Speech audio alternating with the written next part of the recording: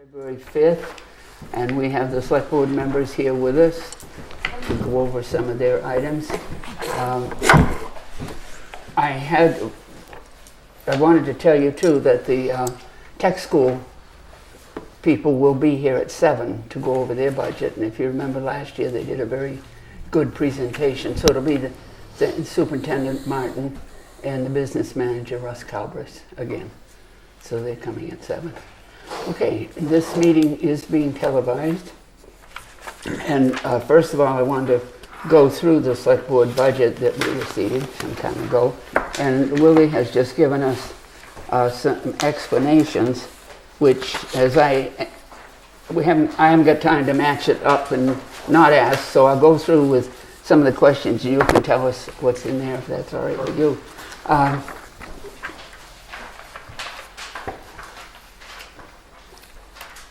As usual, we want to know about any changes and so forth. We've got in here the telephone.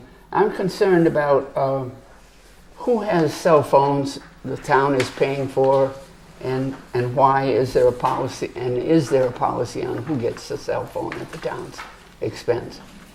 There's no policy right now.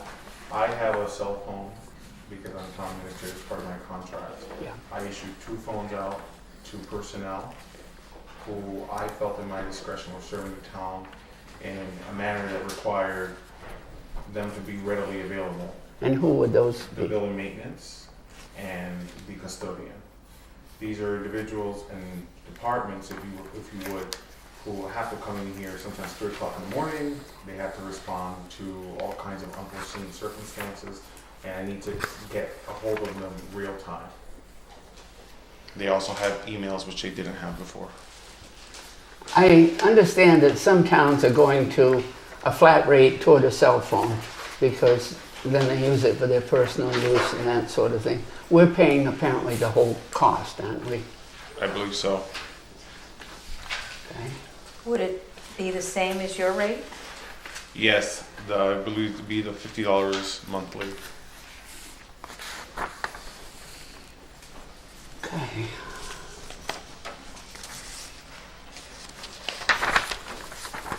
Meetings and seminars for the select board, excuse me.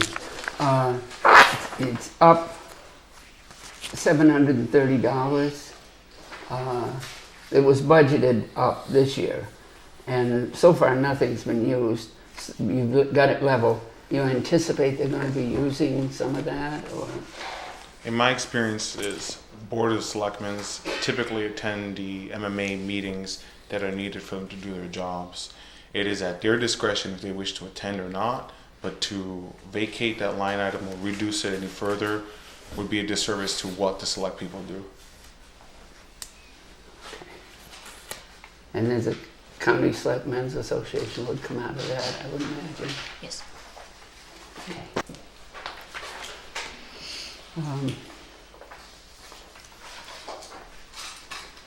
Okay.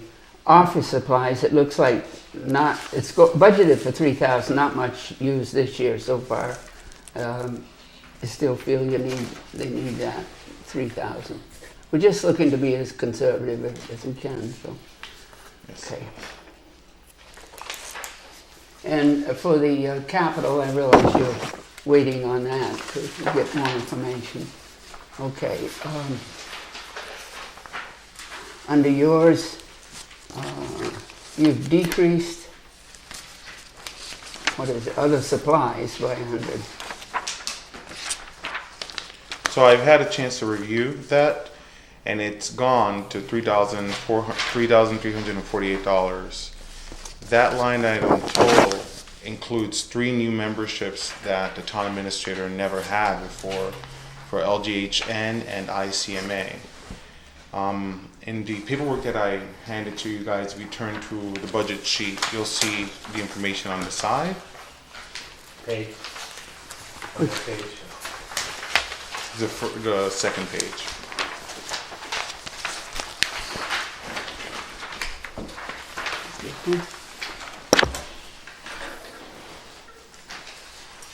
And you'll see the ICMA dues are $736. and LGHN is 100. Those are new costs to that line item, which never before had been Okay. financed. Can you say what those letters stand for, please? The International City Managers Association, and LGHN is Local Government Hispanic Network. And those are available per my contract. STAM is a $30 fee, and the MMA is $80. So that's what drives that up.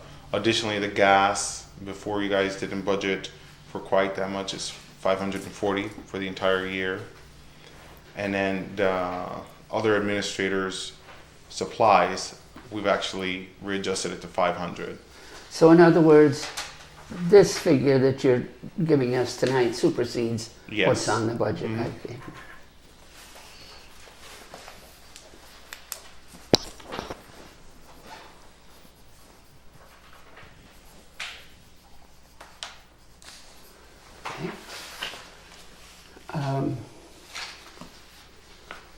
This down to computer supplies and service.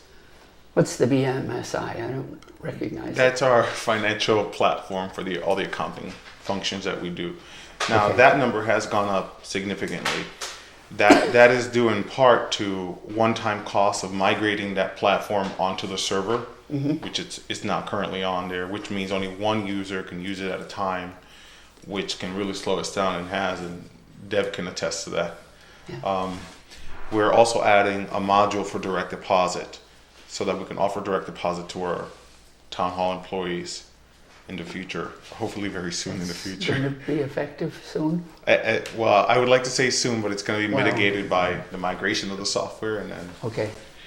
Now, so has that changed on this? What? Yep, I made all those change. That figure there, 51740, includes that number.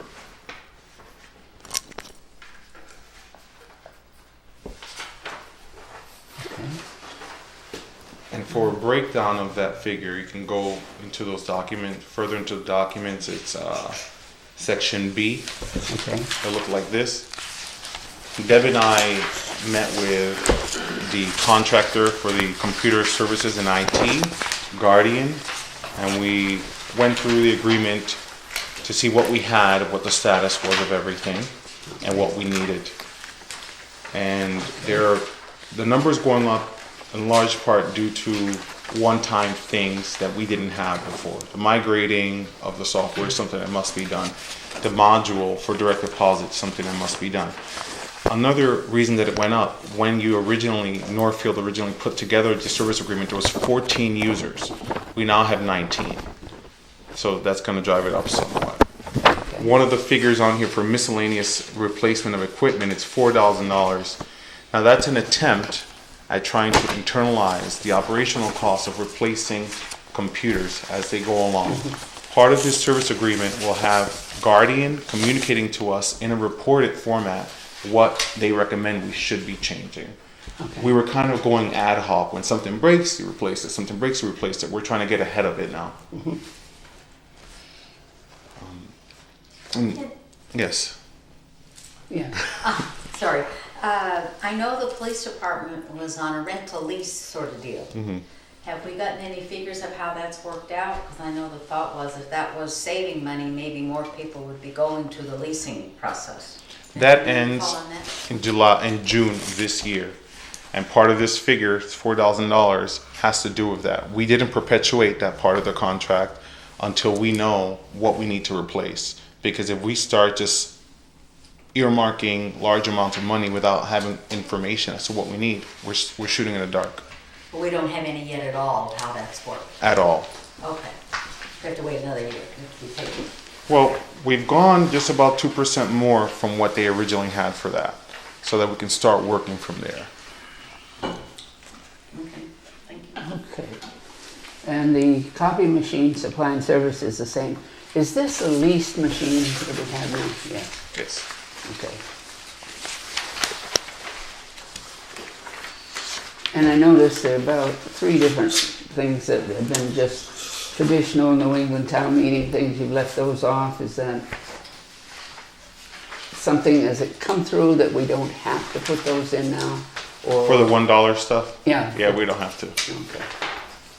So we'll skip them this year. Yeah, we could skip that.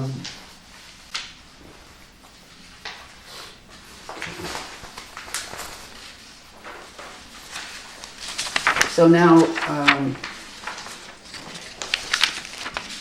the custodian wages, but we don't have anything in custodial expense. We don't have the cell phone under that person's expense account, right?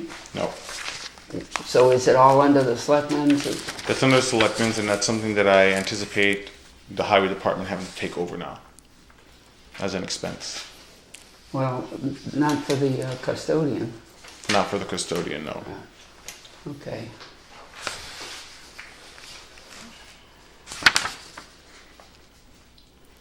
Do we have a number of how many cell phones this town supports? No, I don't have that figure. We can get that for you Do quickly you have any though. idea, Deb? I'd have to stop and, go through it in my mind. who might Does each have it, highway employee have one? No, not No. each. Tom and the foreman. And obviously, police chief, fire chief. Yep. Yeah. Well, I'm not Actually, sure. No, He- actually, no, the he fire has his- chief doesn't have No. a town He doesn't- No. He doesn't have his town hall. That's No. But I think there's perhaps 3 in the police department. There's 2 in the sewer department. One's for the operator, and one was that Yeah. on-call phone. Yeah, that we talked about when he was here, yeah. And, okay, one for the town administrator. Mark have one?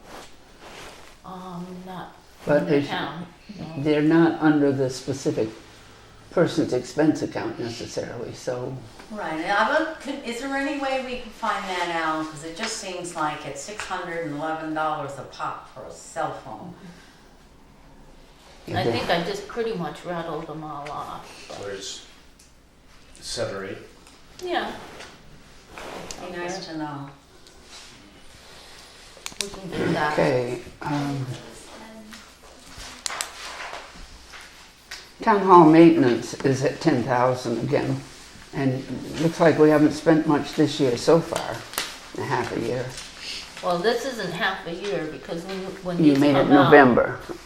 these come out on November 15th. Okay, And that only includes the bills that have been submitted and So- paid by that date. So you really don't even have all of October's expenses, yeah. really. okay. So a quarter of the year, give or take.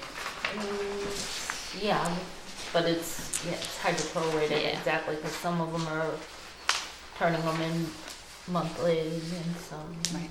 weekly. That could be with the other supplies too for the town hall, okay.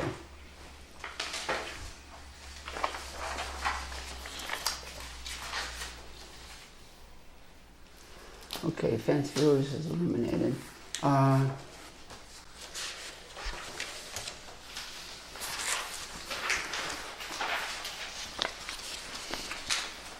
Okay, street lights.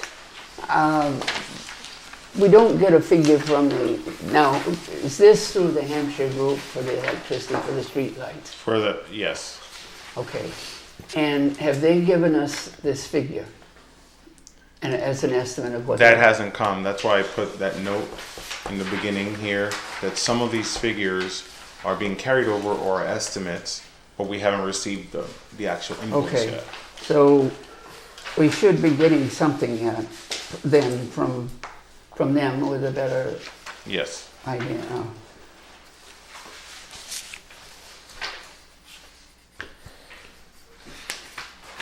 Can I ask a question on that? The streetlights? Yeah. Are we a green community yet, officially? Have we signed off on that yet, or not? We're in the process of renewing that Process of renewing it. the grant. Okay. Is there any, I know many surrounding communities are updating their streetlights to LED versus what we have, the sodium vapors here in town. Is that a plan to replace them coming? That's one of my plans for the Maya grant submissions for 2020. Okay, for 2020. Yep. All right, thank you. I know Soldiers Relief is just an estimate, who knows, but apparently we haven't had many cases this year, right, Debbie, to draw Well, on that?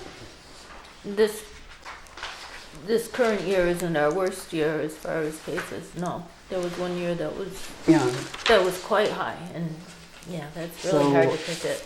yeah. So we've got 42,000 in there, which is in case, I guess, that type of thing you say.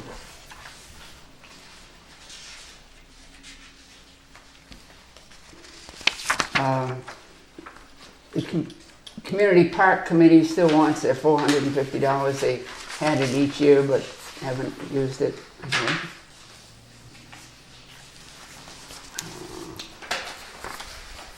When do you anticipate getting a firm figure from the COG? Or is this isn't a firm? What do you work there? Yeah, but I don't deal with that. I think March, probably.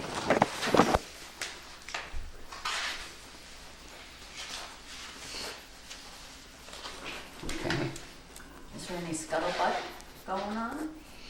There's still talk about the radio system. That's still up in the air. But I don't expect it to be a big increase this year.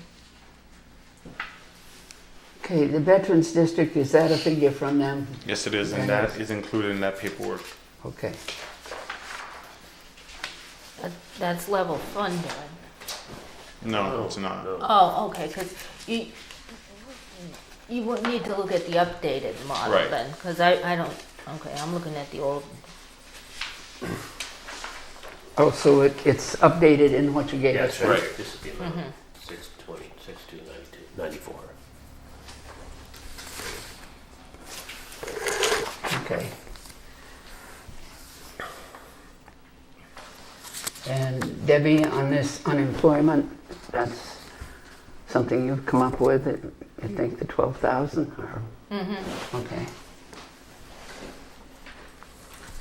And the health insurance, I've talked to Debbie about that, I was wondering why it would be level funded, but I guess one thing offsets another. We've always built into, just for everybody's information, we've always built into that budget enough so that if we got a new person, an additional person, that would cover that, or if somebody changed from self-only to 1+1, or you hired somebody with a family and so forth. So apparently there was an increase from the Hampshire group. Yep.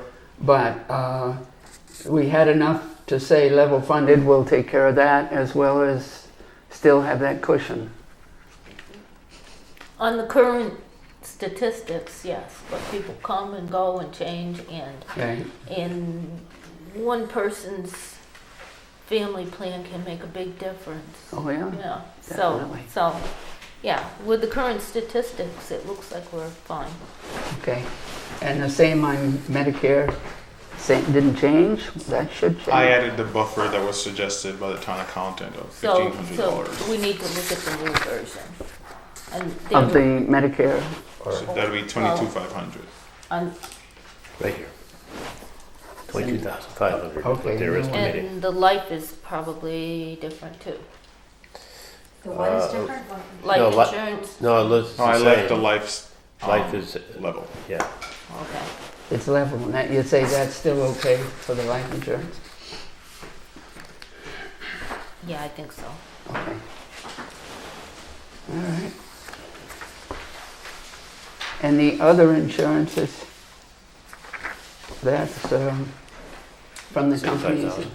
From Maya, those have been level 2, and that breakdown is also in that document. It's new.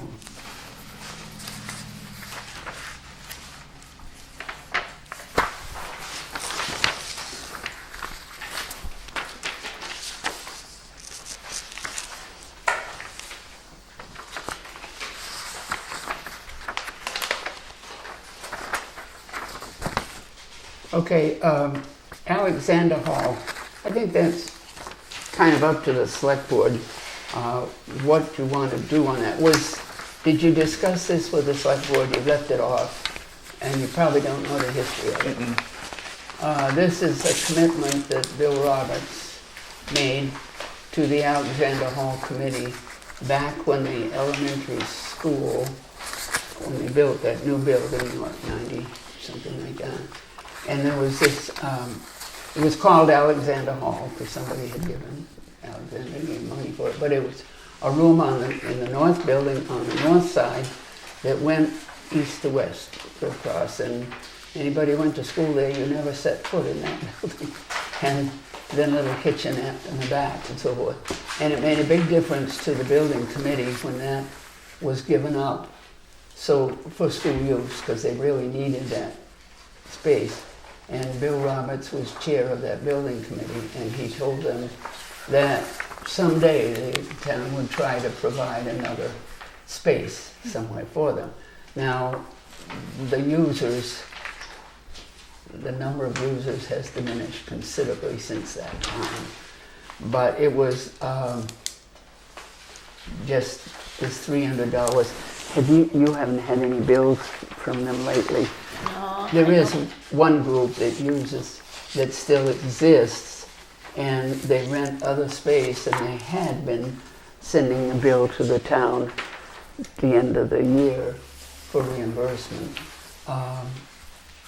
I don't know whether, at the time Bill felt very strongly about it.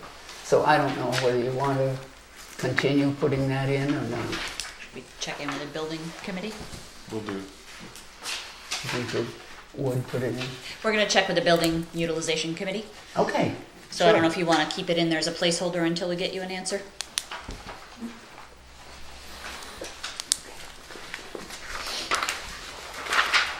All right.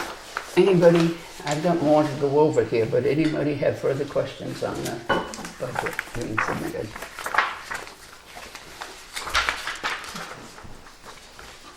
Okay. I have not received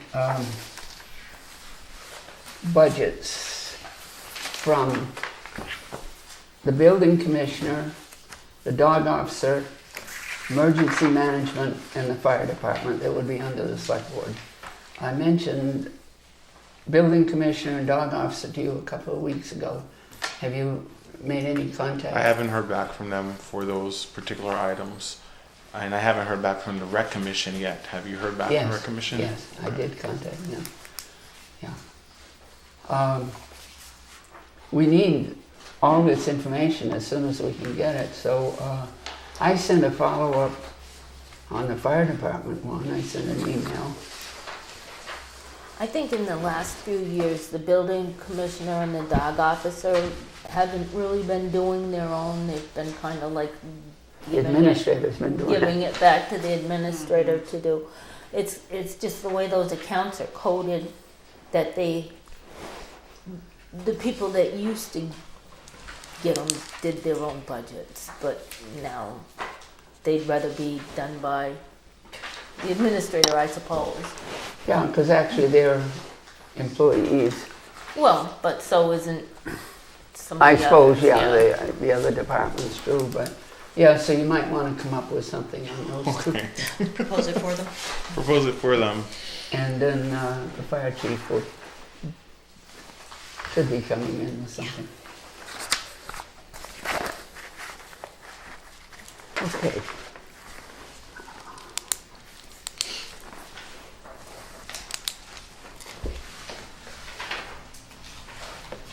Okay, next, I have some concerns, financial aspects of things. And I'll be referring to some material, and I've made copies. The Finance Committee has received some of these, most of these, I think they're just one. But I have packets here of what I'll be referring to for each of the select board members, Sandra and Willie. So Bernie, would you handle it? Thank you. Okay. I'm really concerned that the select board seems to be asking the Finance Committee to support changes in the highway budget that contradict a town meeting vote. First, the highway budget that we received was for level funding, in spite of the fact that at your meeting on August 15th, you were told that the highway department would give up one vacancy for a particular hiring for the other vacancy. And I realize this account does include overtime, so you can't just take the number of people and their pay and add it up. But recently, at the beginning of our discussion with the highway superintendent about the budget, the administrator gave me a copy of his letter to you recommending placement of the maintenance position under the highway superintendent. So the highway wage account budget request was increased by the amount of the maintenance position line. And I said at that time that was a matter for the select board, but I understand now that you've approved this. And the first item that you have in your packet is that this is contrary to a town meeting vote which created the maintenance position at the annual town meeting in 1999. And that article was voted unanimously that the town raise and appropriate the sum of $29,120 at that time to fund the salary of one full-time staff person, whose responsibilities will include the maintenance, upkeep, and cleanliness of town-owned buildings, and furthermore raise and appropriate amounts to supplement, and that was what Debbie had come up with for the health insurance, life insurance, unemployment, Medicare, and workers' comp. So that was a town meeting vote that created that as a full-time position. And then When was it discontinued? Was it discontinued Yeah, after I'll get to that? that. Oh, okay. And the rationale at that time was that small jobs could be that were needed in town, and this was for all town buildings, by the way, which includes, we got 4 right here on Main Street. You've got the town hall, the library, the school, and the fire station. And then you've got the possibility of some work maybe at the highway garage and at the transfer station. The treatment plant as well. Treatment plant would be on that too, yeah. And that's another one, yes, a sewer plant. Thank you. That, you know, you could get jobs done quickly if you had somebody right there without going through hiring a contractor. The big thing was you would not have to pay prevailing wage for this work if it was a contractor that we had to pay prevailing wage. And sewer plant I didn't have. And the select board in 2009 requested suspension of this position because that's when funds were really short, and they offered to give up that position. 2009. It was reinstated into the budget in 2012. And another thing, you are placing supervision under the highway superintendent, which is contrary to the action of the select board on September 8th, 2015. And that was, I think I gave you a copy of that as well.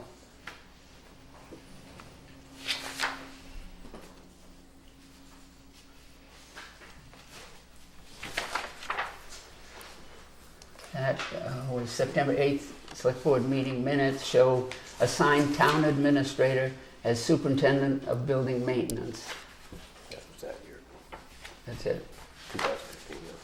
So the select board can always revise any of their, That's right, but they haven't. Well, nothing in that in the shows in writing. So another thinking was that the person, as to the thinking that you people I've heard expressed, that the person supervising the maintenance position needs knowledge of the work that he does. And how do we explain that the administrator currently supervises the highway superintendent? Supervision of the maintenance person is no different than other supervisory roles. Supervision involves management oversight as well as people skills. When a person is hired for this maintenance position, the ability to work independently is a criterion. I can remember 6 anyway. The first one we had built that counter, and you've got storage space in the back side of it, so forth. The one before the current one did a lot of work over in the other room comparable to this one, building in work areas and that sort of thing. He was very skilled at that. And then we came along in 2013 with the changing the function of the town administrator to be what was called an empowered town administrator.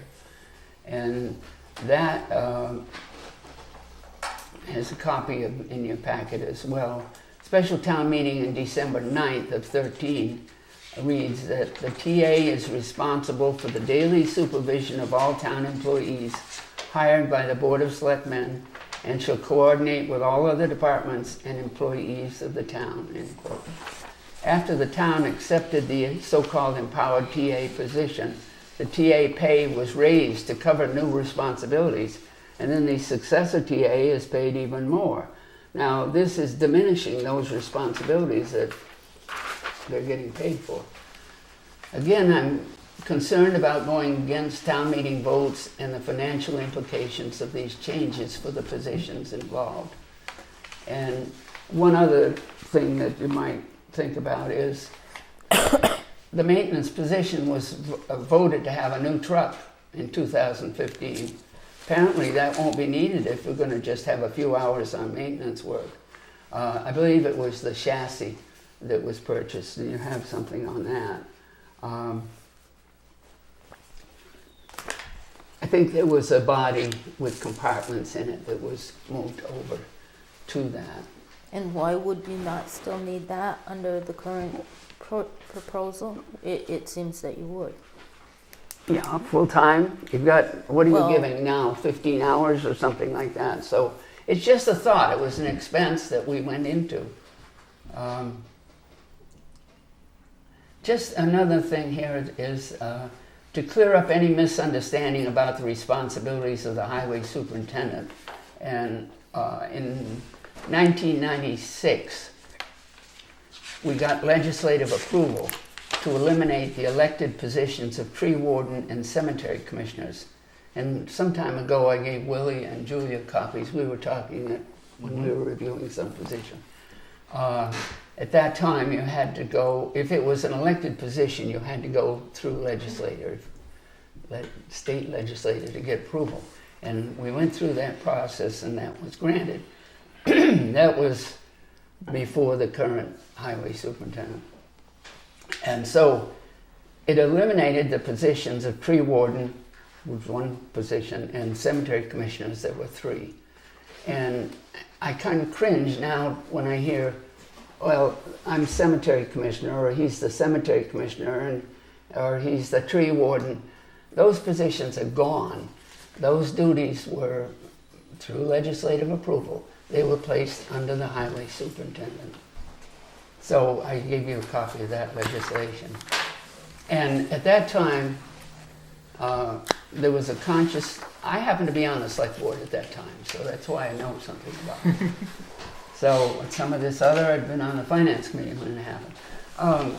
A conscious decision was made not to include the sewer commission or sewer department in that because we didn't want to create a public works department.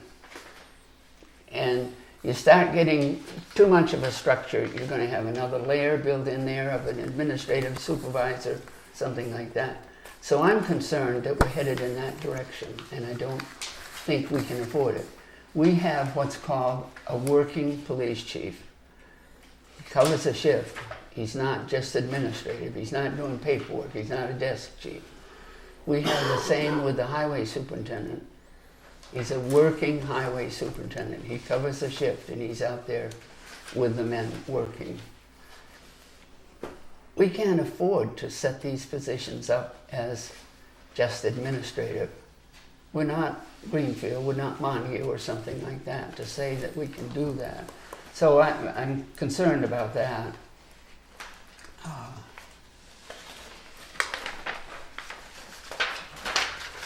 I have some more questions, not about that. Anything you want to ask me about that, or anybody else have any thoughts? So what is the concern? That we're not getting our bang for a buck for the personnel that's there, or? No. My concern is that I believe the select board voted recently to put the maintenance person strictly under the highway superintendent and allocate 15 hours a week Here? to, not necessarily town No, hall, the town to buildings. maintenance work on town buildings, when the vote was for a full-time position. Now granted, there was agreed that there would be times when plowing snow or something, they might need him. But that's my concern, that the town voted a position, and now we're cutting down 85% of it, so, yes. Willie? As this reads, Article 23, annual town meeting, 1999, a unanimous vote that the town raise and appropriate the sum of $29,120 to fund the salary of one full-time position whose responsibilities will include the maintenance, upkeep, and cleanliness of town-owned buildings, and furthermore, raise and appropriate supplement accounts. So it doesn't say anything beyond that. It just says will include. So I'm not sure where your concern is coming from. My concern is that this says to fund the salary of one full-time staff position whose responsibilities are this. Right, but not limited to.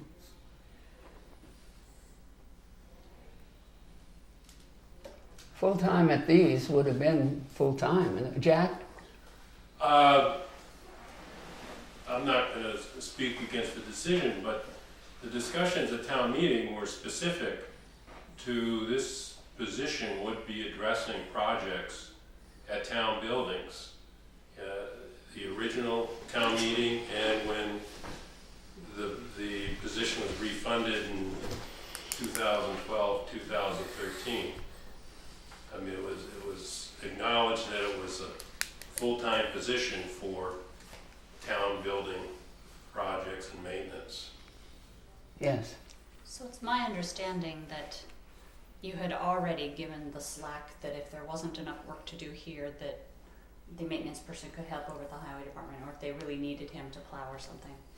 And I believe, and correct me if I'm wrong, Lily, when we had this discussion with Tom a couple of weeks ago, we said a minimum of 15 hours building maintenance, not a maximum. So we are hoping that he still puts in full-time hours on the buildings. But we wanted to guarantee we get at least 15 hours of his time doing those buildings. I'm concerned too at the control over that position. It was set up in later years to be under the town administrator, who would know what's going on, what the needs are in other buildings. And in the past, that has been a conflict. It's been a problem. I don't know that it, in my opinion, I'm not sure that it matters. I think Tom knows what's going on in the buildings too, and he knows from more of a building superintendent lens what's going on with the buildings. In terms of who's better suited to supervise, I could see either one. I don't know why it would fall under necessarily the town administrator versus the highway superintendent. It was a real problem for a while, and that's... Was that a personality issue more than a policy issue? Jack? There's a conflict, Tracy. Tom gets his budget supplemented when he can use the building maintenance person versus the building maintenance person working on town buildings. And that was a problem in 2013. And it's been a horrendous problem this fall and this winter. If you look at the list of projects Sam submitted he did practically nothing in fall and winter. So there's an inherent conflict of interest that Tom's looking out for his department above other building issues. At least that's what happened in the past. Yes. I think that's part of why we decided that the budget should move to within the highway department, so it wouldn't be supplementing, it would be clear it was in the highway department Yeah. budget. But Well, then you you see, you were told that, okay, he could give up one position if he had the man that he wanted here a while back when he was hired.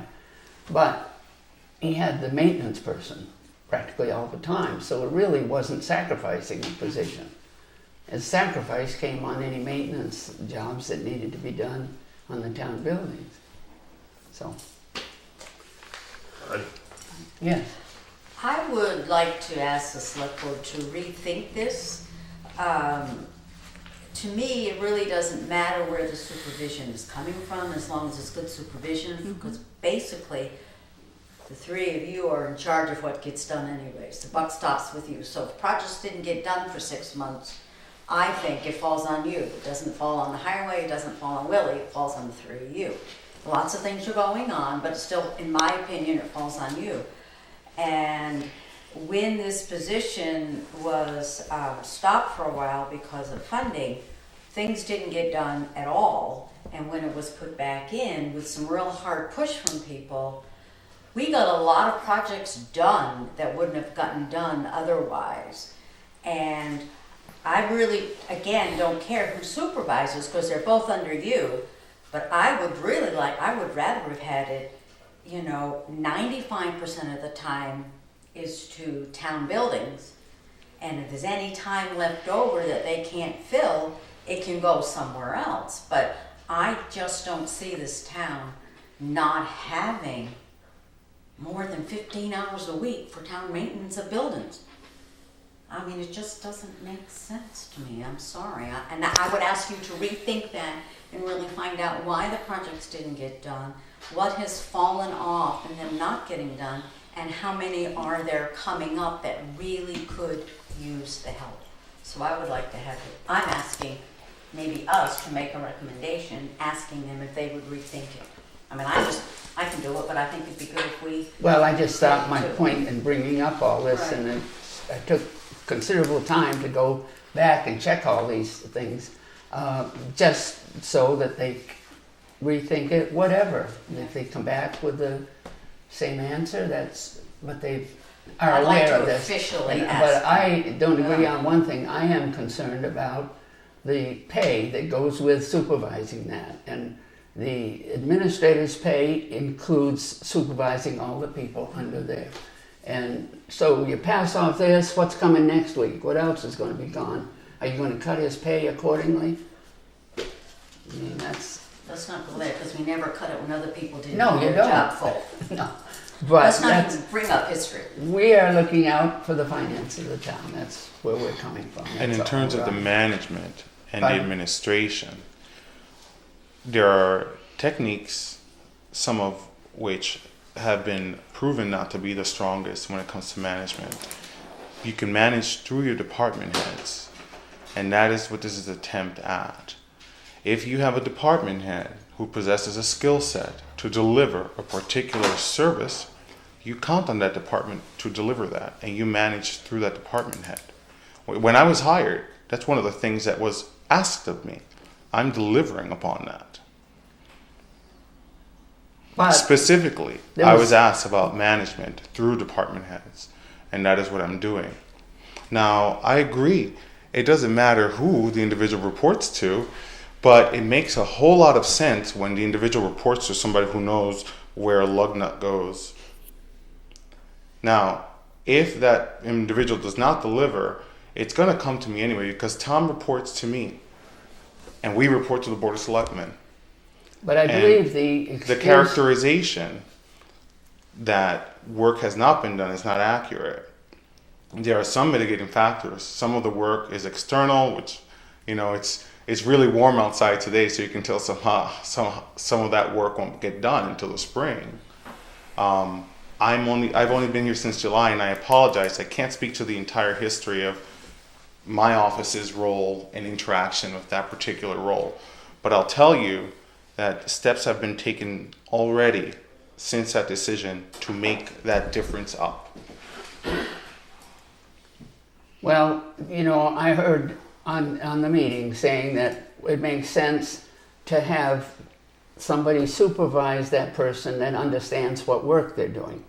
Now, when the maintenance person is hired, part of it, the interviewing, is to find out whether they can work independently, because the type of work that they do, you aren't going to have somebody standing right over them supervising them.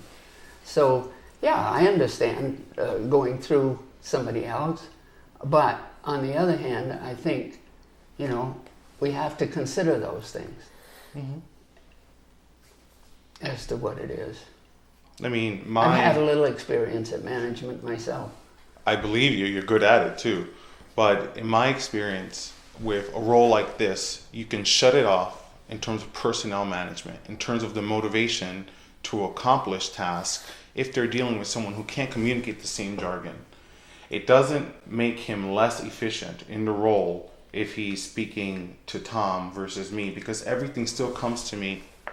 Tom is still informing me of everything that has to be done, and the majority of the work orders moving forward still are coming from my desk. The difference is I'm CCing Tom to it. What's the story up at school with something I hear now that's been pending for quite a while, and now I'm hearing that he can't do that job? Something about the fire doors that's been pending quite a while. What's the story on that? The story is that those doors require a special type of installation, is what he said to me. It's a door that resists a certain amount of heat. It has to have particular specifications to add, and you have to purchase those doors and know what you're purchasing. So one thing that I asked of the employee is, if you can't do something, if you don't know to do it, please communicate it to me so we can move forward. This was communicated to me at the end of just last week. So I have It's to. been pending for a long time. Yeah, I saw that. It's been on the capital list since 2016, if I'm not mistaken. So this is something I will work with Tim Brandel to get it done. What our building utilization committee, what role have they played in that? In seeing who could do the job? Tim Brandel's on that committee. He's a Pioneer Regional Yeah, Valley. I know who he is. And their role has been to identify which needs to be done. They've communicated that to me, and it'll be done soon. Okay. Well, still, we're asking you to think about it. Okay, a couple of other things that have come up lately that I've heard. When we saw the senior center director about the budget for the Council on Aging, she said she would like to have Wi-Fi downstairs, and I understand it is available elsewhere here in the building. Mm-hmm. Can't we extend it to the basement? It's something to think about. $500 or so, that's all? I'm afraid to say yes to a number, because with technology, Right, when you think right. something's $500, multiply that by 10 or something. And we're looking into it. I want to see if we can handle it once our wiring's all done. Yeah. What's it going to cost at that point? Because asking for a shoe when you're missing a leg is a little bit more expensive than when you have both pair, right? So what is it? Available? In front of the building, pretty much, you would probably need some type of repeater in the back of the building, or some type of better connection as far as doing that. So we've always had a little bit of an issue with that. Okay. And I know that it's going to be looked at eventually, and like Billy says, the wiring right now is winding down, I think, Is phase it finally 3. phase 3? Yes. Okay. So, And then there's a phase 4 coming up. I or think. 5 or something, isn't it? No. Okay, They're 4. actually doing phase 2. Phase 2, this They're is phase 2. squeezing some of the previously Oh, okay. phase 3 into Okay. phase 2, but there is a phase 3. Okay. We'll be looking with special. I won't go beyond that then. All right. I just have a question about this. This is something the Select Board has talked about recently. What are the financial implications of the floating administrative assistance that you've discussed recently? And I noticed, Jack, you suggested a 2-hour minimum. Does that apply? We need to know for the budgets. Just to clarify, I suggested a 2-hour minimum if they show up and there's no quorum. Right. Because Oh, I've been told that some of the secretaries, they prepare for a meeting, they show up and it's not a quorum. I So see. they prepared, they showed up, and they get no time in. Oh, So I suggested, well, if that's a problem, maybe a 2-hour minimum. okay. But let's say Beth comes to our meeting and we get done in an hour. Is she going to just get paid an hour? Since it's Beth, I would say yes. There you go. Or less, right? Well, what I'm thinking about, Jack, is the time. Okay, I guess that changes it when you say it's for showing up. If it's Well, for Beth. and Beth then spends time after the meeting doing Yes, minutes. doing up the minutes. That's what I'm thinking. Yeah. But it's So- not your employees, they're not responsible for not having any work. They did all their prep. Oh, that's They're why the ready to 2 do hours the he's talking after, about. So Oh, sure. can't I say understand anything that. that I I understand. thought you were yeah. not in favor of it. Yeah, Now, the funding source, and it's still in the draft phase, but the funding source that's being considered is from the small committees and commissions and what have you that have a line item for paying somebody, but who Don't show up. don't have anybody to actually do the work. yeah, but I'm going to use the term reinventing the wheel here. What has brought this up at this time? Because over the years, they've created these positions for each committee that has asked for it. And even the Ag Commission now is one of the smaller ones. And so it's in their budgets, and we've recommended it right along. So what's happened, it's just, I understand that it's been hard to fill these jobs, but we've also been very careful that somebody wasn't aggregating these jobs to get benefits. Health insurance, for example, very expensive. So where are you headed with this? Why did it come up? What's the problem? Well, in particular, Filling. the Conservation Commission, for example. Yeah, do- been without one for quite a while. Right. But And- what changed with your discussion the other day about it? What do you mean what's changed? Well, you're calling them these floating administrative assistants now. I don't know what came up. I mean, it's a recruiting problem, or availability. I shouldn't criticize recruiting. It's the availability of people. What else is going on that I don't know about? I think what it is, as far as doing, is trying to get a person that, that come for an hour or 2 hours, as far as doing that, is not advantageous for them to do that. But if they were working with 2 or 3 committees and are getting 6 to 8 to 10 hours, now it makes it more, now they have some money to do that. Yeah. You're not going to, I don't think you want to get into the point where you got so many hours that you're talking about getting benefits, because I don't think that's what they're talking about. And I don't think that's very likely It's to just happen. trying to get a person, and who's going to work for an hour or 2 hours as far as doing that? But if you're going to give them 8 hours because there are going to be 2 or 3 different, supporting 2 or 3. But that's not new. I No, mean, that but could have happened right The away. problem you're going to run into there is you got to now make the meetings so that they're not meeting the same time, because you can have some of these people meeting the same evening as far as doing that. So these committees would have, and departments would have to stick to a schedule and maintain that schedule, so you could get somebody that would, okay, Wednesday night I can be here, Thursday night I'm going to be here, Monday night I'm here. So, okay, that's 8 to 10 hours. And that's still under the amount that you'd have to pay benefits and that sort of thing. I think it has to do with, hey, I'm not going to do it for an hour. I'm not going to do it for 2 hours. Yeah. Give me Well, 8 that- hours. that's- That's If these things are funded now in the budget, Yeah. and why isn't it just left to the management to take care of now? That's what I'm thinking. you mean Right. the What committee? happened? So That why what's- do we have this discussion at the finance committee? Well- That should be well, their job to take care of that, right? we've got it into the budget, so what has caused the difference? It's not brand new. I brought it up the first time I was on the select board of it. We were having a lot of issues with getting the reporting correctly. It would be one kind of report with this committee, a totally different kind here. Meetings would be run differently, the language is different, and we got into issues with it not being in compliance with what the rules and the laws are, or they weren't in compliance giving them to town clerk. And if you have one person taking care of X ones, there's a continuity of format, there's a continuity of knowledge, there's transfer of knowledge of what's going on in Board A to Board B, because lots of times they don't talk. And if you have the same person, Well, and it's not nothing's- new, Lois, it's not new. I've talked about this for Well, that's it. multiple years. So what has brought it up now? I mean, it's just a case of recruiting and getting somebody that, this means you have to have somebody, most of our meetings are, practically all are night meetings. We were extremely fortunate that we have a great secretary that takes Yes, great we minutes. do. And that, And we're not gonna let her go to any other and so committee. did, well, and Don't so- get any and so did ideas. the selectmen. But to try to get somebody else out there, the chairman of these committees are not really going out there and trying to get somebody. They're just hoping that miracles happen and somebody would apply for these things. And it's not happening. And I have minutes that are way behind.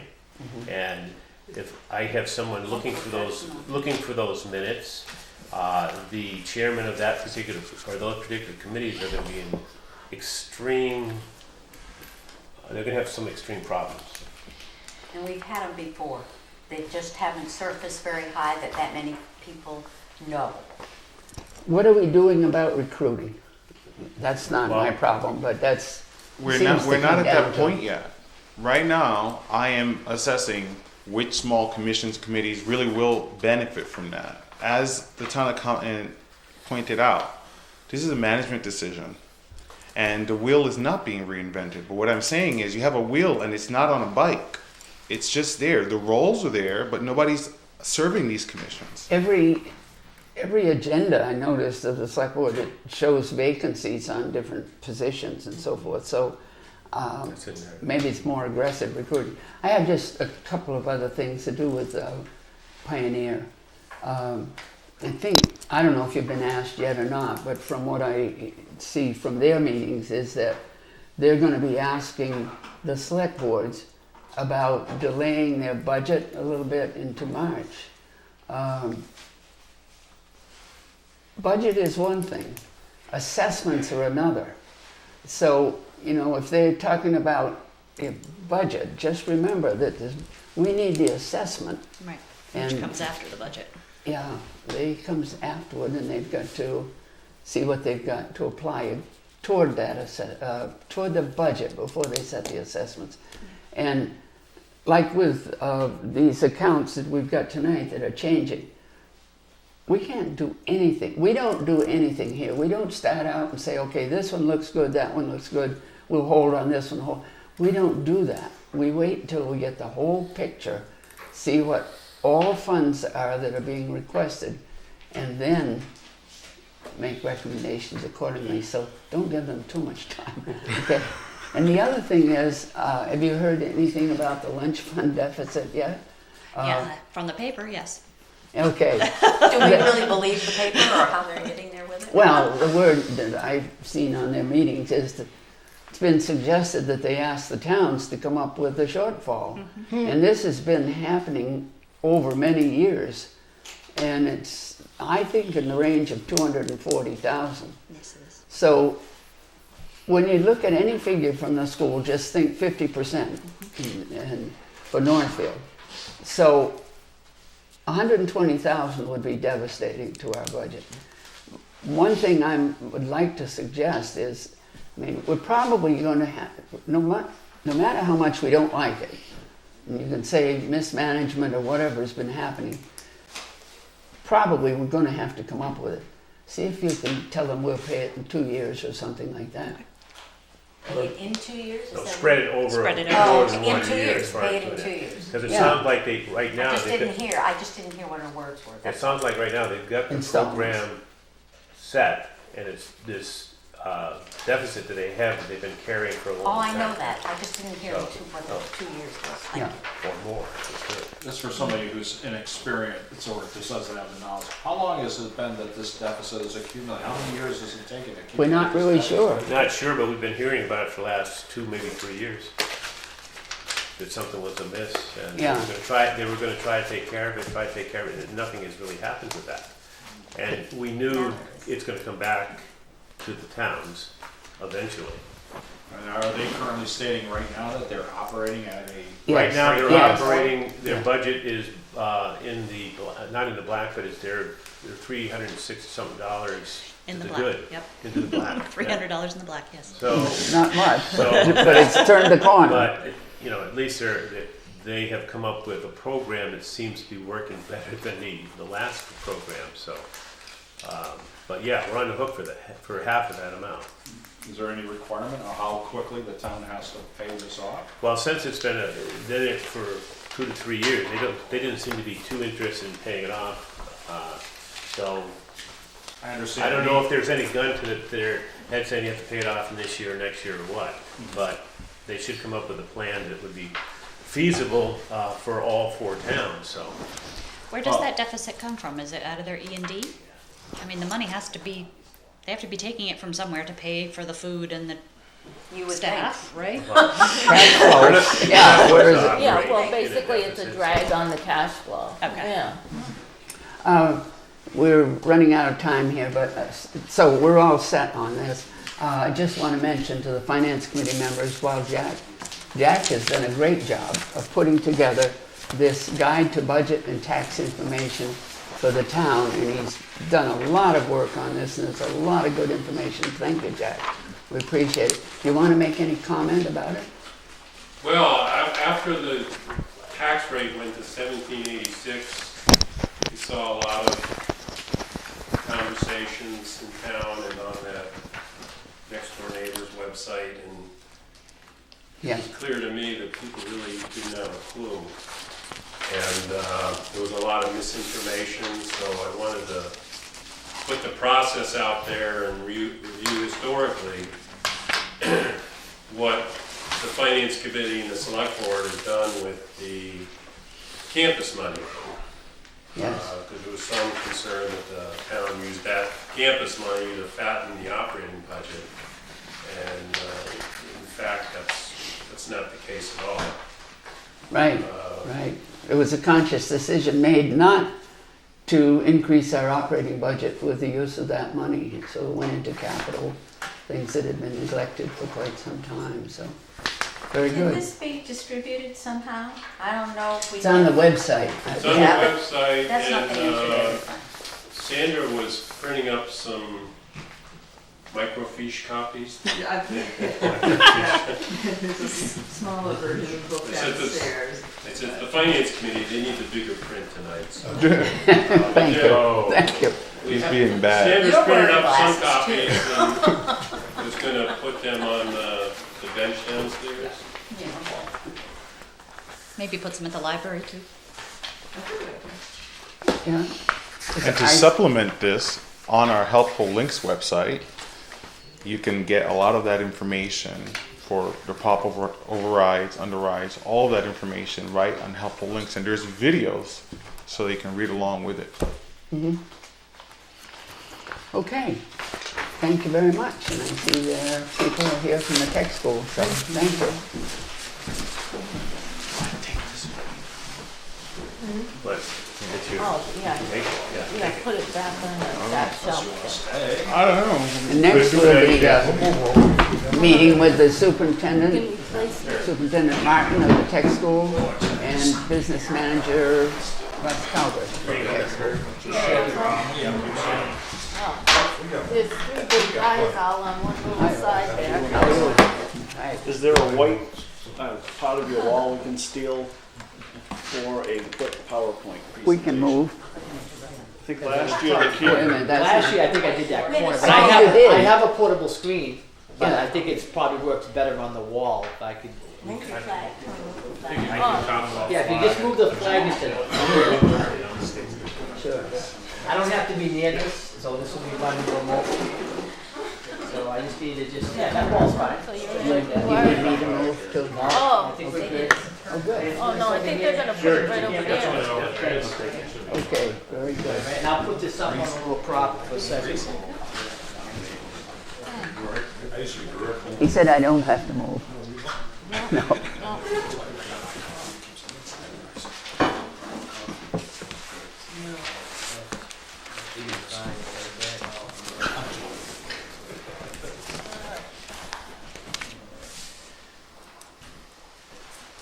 We've got some wires in on there.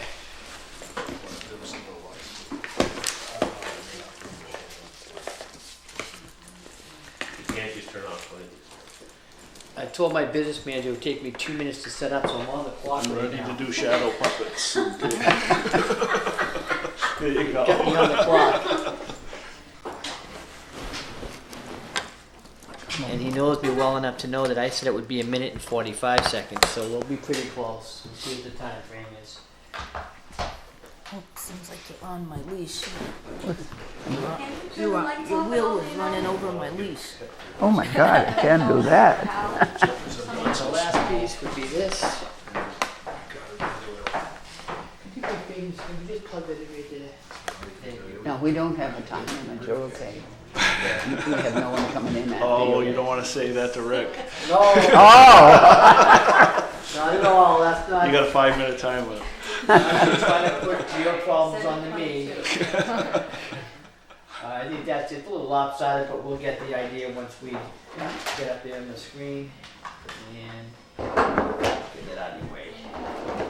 So now, last thing is, this computer should go on and we should be hooked up pretty soon.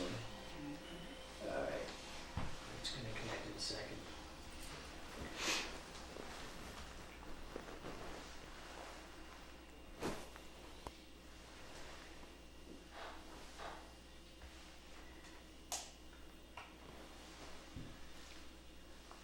Alright, that's a great show. I'm gonna turn it on now.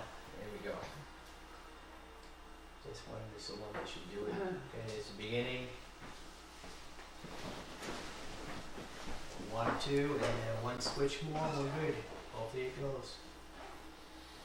There we go. Alright. Let's get to the beginning here. Alright, so it's a little lopsided, but just, is that okay for everybody? Can you at least see it? Okay. Alright. So we're here tonight. My business manager, Russ Cobras, and myself, Rick Martin. I'm the superintendent. Russ Cobras is the business manager. And we would like to provide you with some of the things that are going on for efficiency's sake of trying to have a right-sized budget we talk a lot about to improve our efficiencies and how we're meeting our budget. One of the things that we did this year was we moved from 3 machine technology instructors, from 3 culinary arts instructors to 2.6. That saved us approximately $40,000. This was due to a retirement the previous year, so we're trying to be efficient for this year. And that number could go back up to 3 full-time employees if the enrollment in that shop program says that that's what the need would be. Right now, our enrollment would meet a 2.6 FTE. The next thing we did is we looked at our enrollment in our business technology program over the last 5 to 7 years. And we really had diminished interest from our students, from all of our 19 member towns in the SHOP program. It didn't make any sense to continue to run the program, and we were able to get a cost savings this past year, just beginning in 17-18, of about $50,000. We have a 0.5 librarian position. We were at a 1.0. We have efficiencies with the opening of the library and how teachers can access all the materials, even the days and times that the librarian is not available. And that saved us about $45,000 for this year. Additional reductions is from retirements and people going to other schools. We had some efficiencies in our math and our English positions. When someone goes out at the top scale, we hire somebody in that came in much lower. We had some reductions in force in our guidance department at 2.6. We went from 3 machine technology instructors to 2. And over the last 4 years, we continued to reduce certain positions to meet appropriate teacher-student ratios. We had an initiative because we found out that in the screen right here, this next one, the co-op survey, we had 87% indicated they had planned to have a job for their senior year. 48% currently had jobs, and 78% would be able to leave early for a co-op job opportunity. We're a vocational technical regional school district, and one of our major missions is to help provide employment opportunities for our 19 member communities. And with that, we decided to go from a stipend position to a 1.0 full-time co-op coordinator position, and it's budget neutral. Because what we did is we had a career enhancement program that taught resume building and what have you, and we moved that individual over to our co-op coordinator position on a full-time basis to get people out, and it didn't impact our budget. But now we have 100% increase in students that are going out on co-op as compared to the previous year. So we're real excited about that. This has worked. It's a great network out to our local businesses and industries. There's follow-up meetings with the industry partners. There's Corey checks. There's a lot of things that go on with that job. That's a big job. And it's been very successful for our students, and we're really excited about that. So that's an efficiency, it's a job change, but it doesn't impact our budget. Curriculum shared initiatives. We are working with the Irving School District. I know that's a member school district of Pioneer as well. And they had an excellent music instructor that they were fearful would move to another school district. So I worked with the superintendent at that school district, said, you know what, we have a retirement in our music department, and we're looking for a halftime, and maybe we can work something out. So in the mornings, the music instructor works at the elementary schools in Irving, and in the afternoon he comes over to Franklin County Technical School and does our particular music program and does our band as well. So it was an excellent initiative for both Irving and for Franklin County Tech, and it freed up some money because what it allowed us to do is get a halftime Spanish instructor. We are bringing back Spanish after about a 14-year hiatus, and we're trying to look at Spanish a little bit differently. And this partnership allowed us to work with Greenfield Community College to provide one of their instructors that is also working part-time and provide her with a full-time employment by going to Greenfield Community College and to Franklin County Tech. Yes? With these shared positions, do you have intermunicipal agreements on the benefits?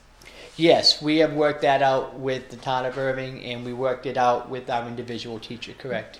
Debbie is also the accountant for town of Irving. Okay. She lives in Irving, so Yep. that's why she's All the logistics, union stuff, all that stuff, all had to be worked out. But when there's a will, there's a way. We were trying to look at all of these things that would benefit our students and trying to find some efficiencies on how we could accomplish this with not a really big impact on our budget. And another reason why we went with the Spanish is because we have 49 now enrolled in our advanced placement courses, and these students are also looking for a foreign language. So that's another reason why we went with that initiative. So we start talking about enrollment coming up, and this is where we start talking about the money part of the budget. As you can see, our enrollment, we were higher in 2013 at 476, and now we're down to 446, a slight increase from last year, but I think we're going to stay in this average as we move forward. Rather than, I don't think we'll see these numbers in the high 470s as far as our October 1 count for some time to come. Hopefully I'm wrong, but I don't see it happening. When I show you my next few slides, I'll tell you why. When I look at this slide, it's going to be tough to read for those at home, but the area in blue here, you'll see the number 806 up there. That's the number of available 8th grade students that were within all of Franklin County that we serve that were going into the 9th grade. We took approximately 17.7% of the 806 for a incoming class. I believe it says I don't have it in front of me, 143 or 144, somewhere right around there, right? The next year, all of Franklin County dropped to 760 something, I believe. Then we took 18.4%, so our numbers dropped again. The next year it dropped down to 670 something. 72, thank you. And we took 20% of the population, so our numbers creeped up a little bit. And I should say that's the number of population that made themselves eligible to attend Franklin County Tech. We don't have a waiting list for the eligible students. Then we went to the next year, it dropped down in the low 6s, continued. Then last year was our big pitfall, 598 students. Now you think about this from 2012-13 down to 2016-17, the enrollment of available 8th graders in the county dropped from 806 all the way to 598. That's a rocket cliff. We had to, when I talk about what we've been doing over the last 4 or 5 years to be able to provide efficiencies, we were planning for this. Because we knew by looking at our data, when we started looking at this, we were thinking about it here. This is when we first started to get the data. We go, uh-oh, and it came to light. So we just adjusted along with what our enrollment was going to be, what it was projected to be. And we were pretty close. We projected within one student of what we ended up with the next year. And when that, this year we were like 638 or so kids were available in the county. But when I project out to next year, the year after that, if you look here, here's our 5th graders. There's 500 and I can't read the number, Mr. Campbell.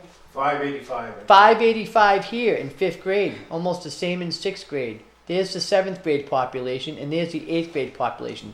It looks like for the foreseeable future, our access to available 8th graders will continue to diminish along with the rest of the county. Individual towns will have their uptick every now and then, but overall, this is all 19-member towns. That's how we plan our budget. So if we take 20% of that total population, that's what we kind of average on average, we can expect our freshman incoming class to be in these ranges up here. Okay, so that's just what we would plan for moving forward. When we look at how it impacts Northfield,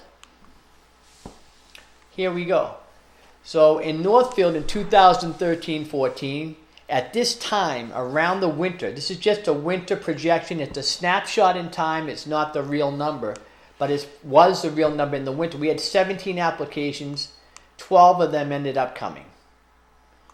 The next year, 12 applications, 11 ended up coming, 15, 11. Then it went from 12 to 9. And then last year, I remember coming to this meeting, I said, right now we have 3 applications. But I guess between that meeting and the time, the end of the summer rolled around, we had some more applications. And so we ended up with 7 of our total students. This year, currently, as it stands of today, I have 8 applications from Northfield. Why is this valuable for the Finance Committee? It is because it allows you the ability to plan on what you're going to take a look at. And that trend is important. So I look at the trend right here, and here it is. We are currently at 30 students, 9 through 12, from Northfield that are attending Franklin County Technical School. So here's our trend in Northfield over the last, since 2012, all the way down. Here's what we're anticipating for next year, right? Based on this, we have 10 Northfield students that would be expected to graduate. We currently have 8 applications, so that's 28. I would safely, if I'm on a finance committee, I'm not budgeting for what we now know. I would probably look at it, will most likely be closer to here in that mid-30 range, as it goes through. So when you're budgeting, you want to look at around that number would be a safe expectation. That would be my guess. As we try to do a really good job projecting what our numbers are going to be, we try to communicate those messages out to our member towns so that they can then allocate funds when necessary, as enrollment is going to fluctuate based on student interest. And that's it on that end. And before I turn it over to Russ, I think Russ is next. Yes, you are. Yeah. I'll roll over some numbers for Russell to explain. Does anyone have any questions for me based on the enrollment part of it? I think that's interesting, though, to point out the fact that the whole county has had a decrease in enrollment. And instead of thinking about it as, oh my gosh, what's wrong in our town that our students aren't staying or this or that, Right. it's a county-wide thing. Sure it is. Yep. Yeah. Absolutely. That's very good information. Thank you. Absolutely. Okay, Russ?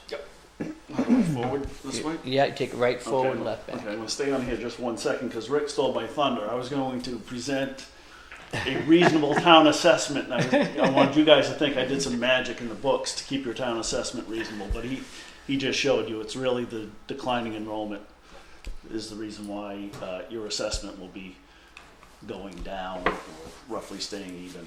So here's my proof that we know how to balance a budget, and I apologize for the light blue, the light blue numbers, which are the 2019 projected. These numbers are fresh off the press.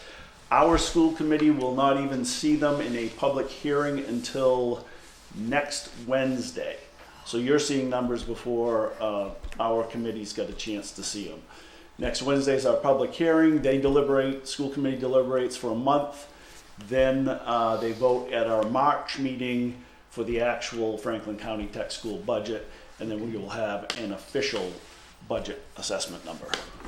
When you give these numbers out that you've worked on, how often is it that your school committee either lowers it or raises it? Not very. We've had a pretty good track record the last several years of, we usually will go to our finance subcommittee of the school committee and ask, where do you want the town assessments to be? Because that's what's going to ripple out to our 19 towns, and I don't want 19 town clerks or town administrators mad at me. So they'll usually give us parameters. So in this budget that we're presenting tonight is a 3% overall increase to our town assessments.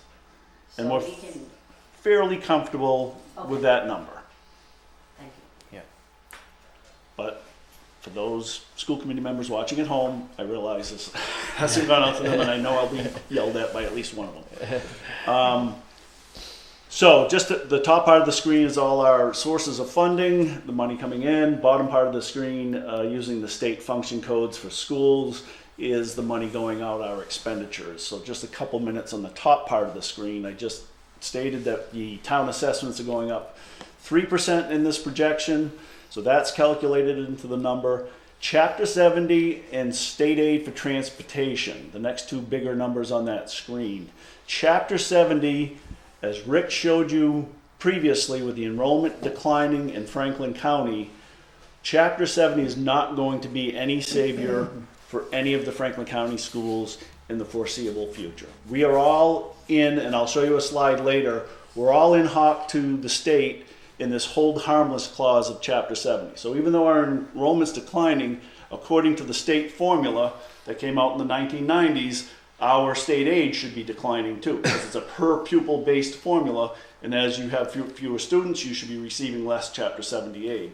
What the state has done in the past 5 to 10 years is they've held school districts harmless, which means they're going to give you at least the money you got the previous year in Chapter 70, irregardless of what your enrollment did. So you know the numbers, everyone in the county's enrollment has dropped, we've gotten held harmless, kept Chapter 70 money. That money now, over those period of years, is accumulating into a fairly sizable sum of money. We know that the city of Brockton has put aside money and is re-examining the lawsuit. The McDuffie case in the 1990s that got brought up to the Massachusetts Supreme Court that was the catalyst for education reform. Brockton, City of Holyoke, Lowell Lawrence, some of the inner city schools brought that lawsuit, made a major change to Chapter 70 aid. Brockton is now bringing that lawsuit forward. What does that mean for us rural schools? I don't think it's a good sign, and I'll show you why in a minute. So Chapter 70, these are the governor's numbers that I used for Chapter 70 and state aid for transportation. The state aid number is roughly about a 65% reimbursement rate for our school transportation contract. Rick and I feel comfortable that it probably won't go below that. The legislature might add some feel-good dollars onto that later on. We also have kids who aren't members of our district who come from non-member towns. So you'll see a couple of categories in the top half of the screen called tuition from non-member towns and tuition into our pre-employment program. So we use those dollars that we charge them. The average tuition is higher than our highest town cost of one of our 19-member towns. So if a tuition town was sending a student in with special ed services, they'll be paying slightly more than any of our towns would be paying on a per pupil basis. So we try to keep that fair and equitable. We are capped on what we can charge for tuition for non-member towns by our friends at the state. So we would probably like to charge a little bit more, but they cap us folk schools, so we can't do that. This year, I also want to point out that we did use a bunch more of E&D. So in the last several years, we were at $50,000. Our budgets were real tight. As you could see from Rick's presentation earlier, we did a lot of right sizing of the school and didn't have much excess monies. Now, with our conservative budgeting, we've got a little bit of money left in E&D. E&D for us is free cash for you guys. Whoops, I went back. So just to let you know that that's our surplus that we can use to put towards our next budget. The total expenditures, the total budget has increased by just over 4%, 4.5%. And the biggest areas of increase for us are our cost of living increases for teacher contracts and things such as that. We have also added a position this year for a behavioral specialist. So that's in the instructional services line in this big number here. So we've added a position in there. Also, if you look at the health insurances, we've got a bubble moving through our active and retiree health insurances. We had a lot of teachers aging out and retiring in the last several years. And usually when somebody's approaching retirement age, they're empty nesters, so they're on single plans. Younger teachers coming in usually are grabbing family plans. So even though you think, oh, we got one person going out, another person coming in, the enrollment would stay or the cost would stay stagnant, they really aren't. Eventually, the retirees will age from, once they hit 65, we move them on to a Medigap plan. And those plans are a heck of a lot cheaper. So that bubble, once they all hit 65 and then move to the Medigap plan, I expect those dollars to drop. You require that they sign up for Medicare. Yes, so the that you school just committee get did vote. Yep, that part of the law, so they're required to move over. So that's us balancing our budget. I created a Pac-Man picture. So this is our pie, our revenue sources. And the blue, the darker blue, represents our town assessments. The two reds represent that state aid that I said was stagnant. So over here, state aid is stagnant. So as budgets grow, this part, Mr. Pac-Man, starts to grow bigger and bigger and starts to swallow up the pie. So here you can see we use some tuition monies, some E&D money, which is our free cash, but mostly we rely on you guys, our member towns, to help us out and balance our budget. Fair, unfair, you could debate all night long what goes on with the politics at the state, but the reality is with declining enrollments, the towns end up picking up a piece of the pie. So that's my Pac-Man projection. All right, these next two pages are going to be scary looking. So don't pay no attention to the numbers. This is right off. This is what we have to deal with. So this is off the DESE website. This is their data spit out for Franklin County Technical School. And really what it is there's this very simple formula which says the foundation budget, this pink line here, the foundation budget is the fictional budget that the state created back with ed reform that said this is the budget you as schools need to properly educate your students. So they put it through this magical formula, supposedly it's a fair formula, and they come up with this fictional budget. How do you get to foundation budget? There's two other pieces that you add together to get the foundation budget. And one piece is local contribution. That's the big part of the Pac-Man pie that I just showed you that our towns are contributing. The other piece is the Chapter 70 aid that the state provides us.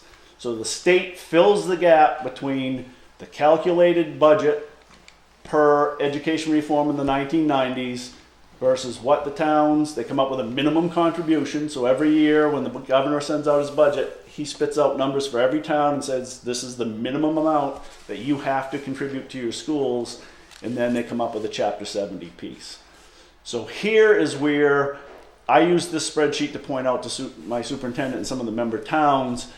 Down here is the only thing I added to the state spreadsheet. So I added a little formula that looks at the state calculated foundation budget versus the foundation budget here, the actual foundation budget that occurs, and then I come up with a difference. That difference is hold harmless.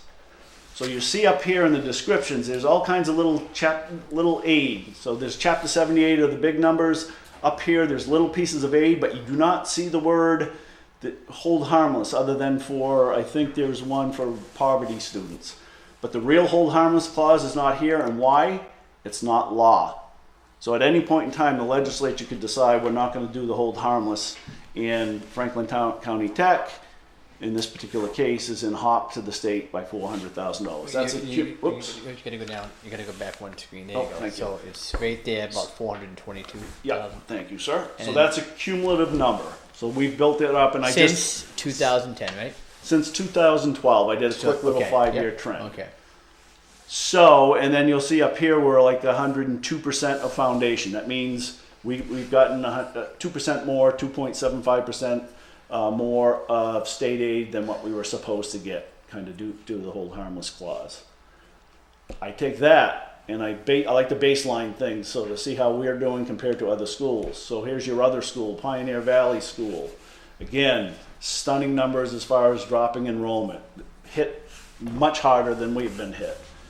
So you see their numbers of enrollment is dropping.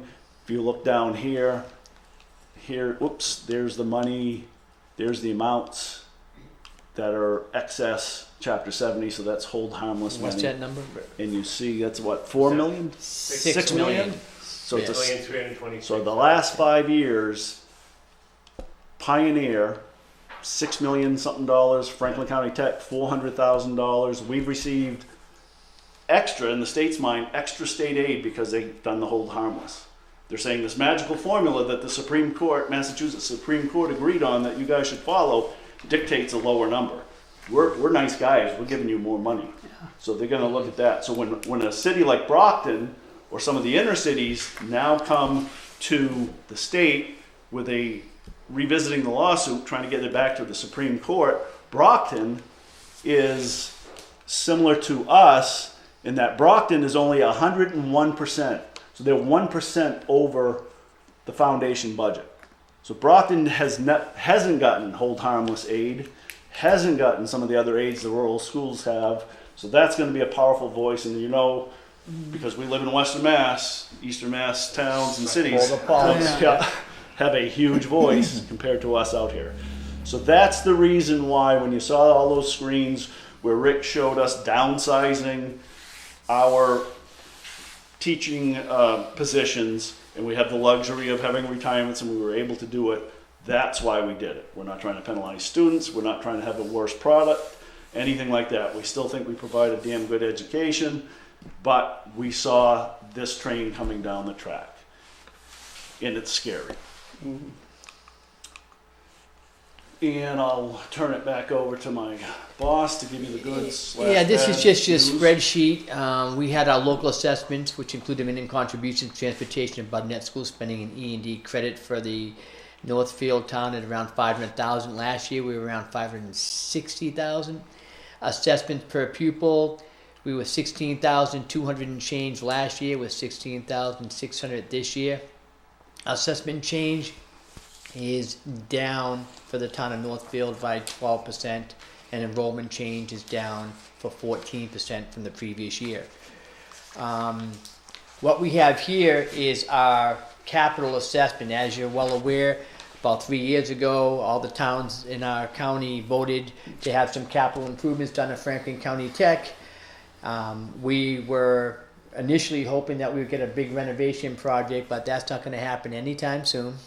So to go with a much lesser one, we just need to keep our facility up and running to its maximum so that we're not going in the near future to the state to try to get a whole new renovation. What we're just looking for is an upkeep, and we were able to do that with our new paving and lights and new roof and the basics that we needed, new windows and doors that were existing to the building.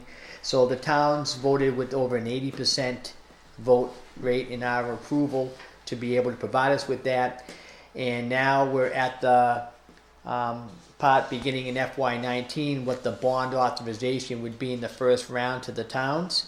So we highlighted Northfield right here, so it'd be about $10,341. That is a pretty safe rough estimate. It'll be in that ballpark, and that's based on the equalized valuation rate. When we look at our population, versus the evaluation rate divided by 2, and we come up with that particular number. So that's coming in the FY19 budget as well. So just to caution you on this number, we haven't gone out and gotten our mortgage. We haven't gone out and executed the actual bonding. So all this data is based on our fiscal advisory service from Unibank that's helping us calculate. So that's based on his best guess of what interest rates are going to be come next September when we roll the notes into bonding. So I would, if you want to be conservative as a finance committee, round that number up. Right. So that's where that number is. Now, this is for Deb. I know you could probably go back through our presentation, take the math, multiply it by the per pupil cost, but really what's going to happen with Northfield is your assessment's going to drop about $69,000 from what we assessed you last year to this year. Again, it was all that declining enrollment that happened. The number will officially come out, like I said, as soon as we have the public hearing. I will email it out to town accountants, town administrators, letting them know what the number is for their individual towns as far as assessments.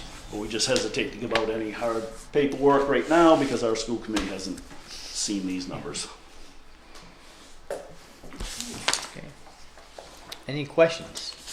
When you say that, you're talking about the assessment, not the cap. That doesn't include the capital. Right, so there'll be 2 articles that'll come out Yeah. for you guys it will be the capital assessment plus our operating assessment. So the operating assessment will come out. Capital, like I said, that's our best guess, and that number's Yeah. not gonna change. I would, like I said. Not drastically. Not drastically, and Yeah. again, it's based on his best guesses of what the interest rate's gonna be. So if you think the economy's gonna heat up and go crazy, you might wanna round the number up, and then be Yeah. pleasantly surprised if it comes in a little lower than But that. that will also be an assessment in 19. Yes, Yeah. so 20s might be. 20s we can be exact. So once we Right. go out to bonding in 19, we'll know what the debt service schedule is for the rest of the debt. So we'll know exactly what the capital will be. It's that first year, because we haven't rolled the notes into a bonding, we're taking a guess on what 19 is going to look like. Lois, could I ask a question? Yeah. Hi, you had said that our assessments will go down because the enrollment has declined. Is it really enrollment has declined, or the percentage of Northfield students compared to the rest of the students has declined? Yeah, both. So your actual enrollment declined. Where's Northfield? So you went from 35 students that were currently on our October 1 count. So it might be a little bit different than Rick's numbers, but October 1's the drop dead count. So you went from 35 down to 30 students. So you're right October here. 1 to October 1. 35 down to 30. Yeah, from 35 to 30. Yeah. So Rick is trying to help you guys predict what next year's October 1 count is when he talks about the projected column. All our budgets as schools are based on this past October 1 count. So it is a drop. I don't usually hear declining enrollment and declining budget in the same sentence. Well, it's the magic we have. Thank you. Yep, you're welcome. Well, I think it's good to get figures like this, particularly as I spoke about, declining enrollment throughout the county, because I think, we've had that situation at Pioneer too, and some people think it's for this reason or that reason or whatever. I'm glad you pointed this out, that it's countywide. We aren't getting people moving in to Franklin County. There aren't the jobs here, and so.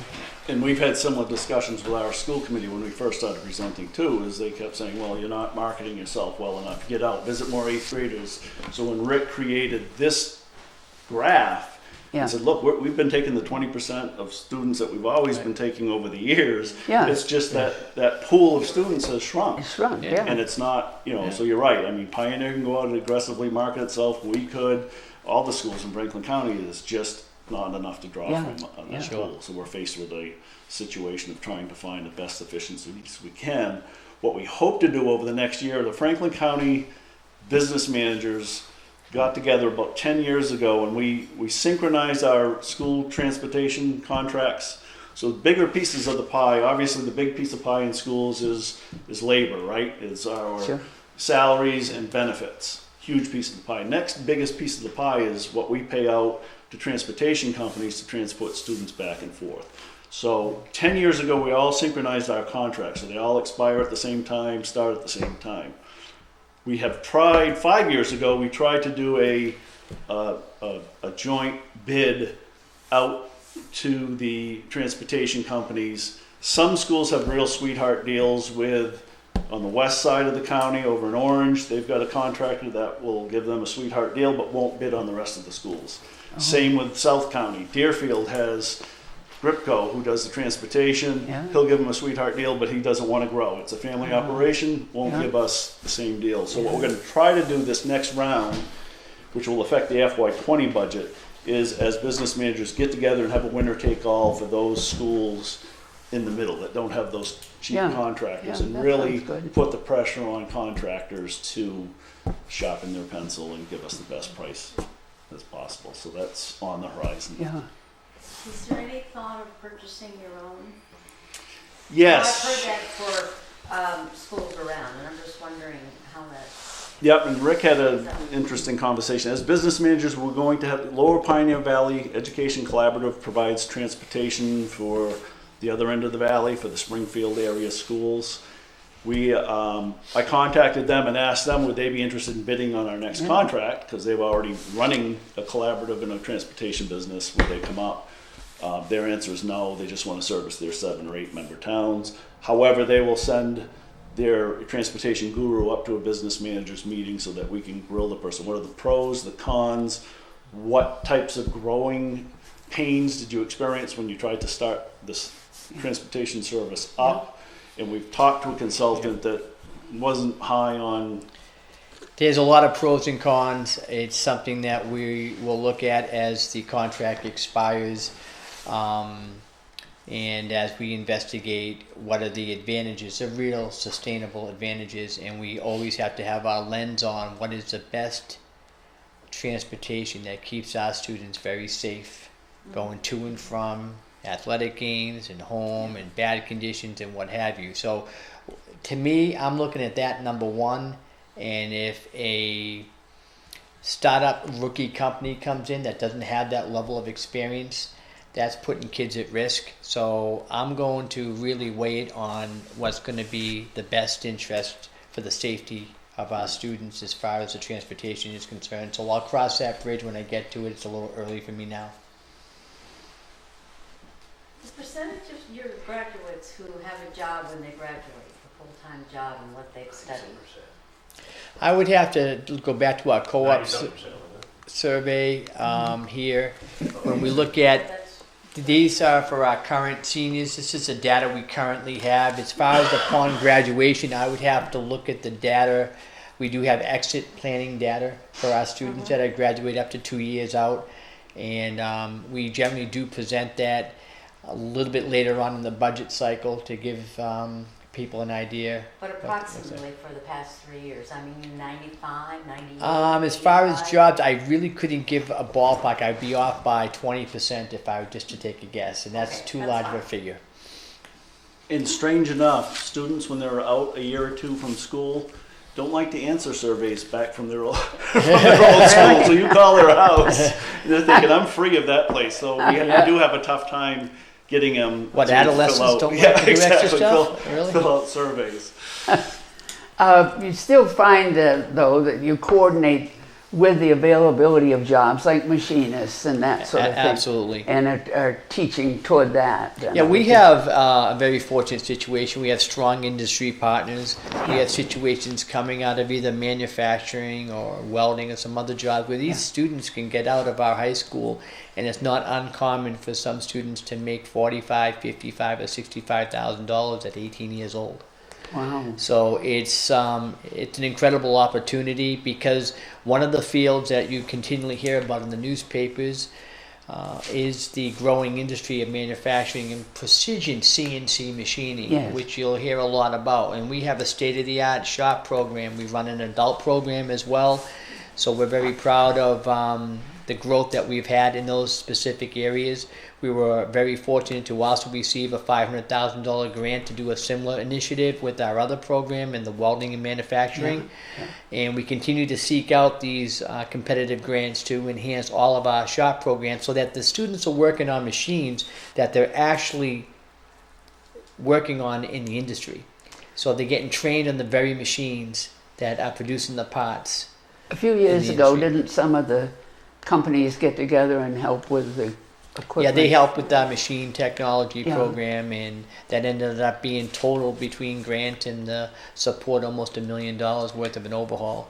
Terrific. And so we can't not do these things alone. It has to be powered by our industry partners, Sure. and we're excited to be a part of the process. Oh, yeah. And that's where the co-op position, when Rick talked about it earlier, of us going to a full-time person, just helping the students get Yeah. out, that was our toe through the door with the manufacturing way back when. Because some of these companies had some of our students know we provided the training, all of a sudden they wanted to partner up with us. As soon as those companies partnered up, all of a sudden Beacon Hill came up with some money to start throwing towards us too. Right. So this time Rick's gotten ahead of the game and reached out to Beacon Hill first and said, look, we want to do something similar that you did for our machine tech program over on our welding side. Oh. And he wrote a grant, we got the grant, so now we'll be looking at, again, where do our welding students co-op, what businesses do they go out to, Sure. and have them pony up money so that maybe we can get, leverage the $500,000 from the state to get more money. And in these So it's a various key fields, thing. like with the manufacturing, you have CAD/CAM knowledge. You have to learn how to program, set up, and run complex CNC machinery. So these students start to look at this and say, "No, I want to learn more about the programming end." So we have a kid that's gone off to WPI. We've had a kid that's gone off to higher learning opportunities because they want to learn more about the advanced part of the field as well. So it does vary. Some will choose to go right into the field, or some may choose to then to go on. Right, exactly. Huh. That's good. Any other questions? Anybody? Jack has one back here. Well, I just want to say, I'm amazed at the thoughtful and professional planning and presentation. It's really Excellent. excellent. I think you do need to do a road show to a lot Yeah. of that. You could start very locally. Yes. I can cross the river. You set a high bar. Thank you very much. Yes, Thank we you really very much. appreciate Thank you you. coming out. Thank you. Thank you very much. Thank you. I was born and raised in Maine, and I say Rick's wicked smart. Oh, okay. I think he's making fun of my Boston accent. Yeah. Yeah.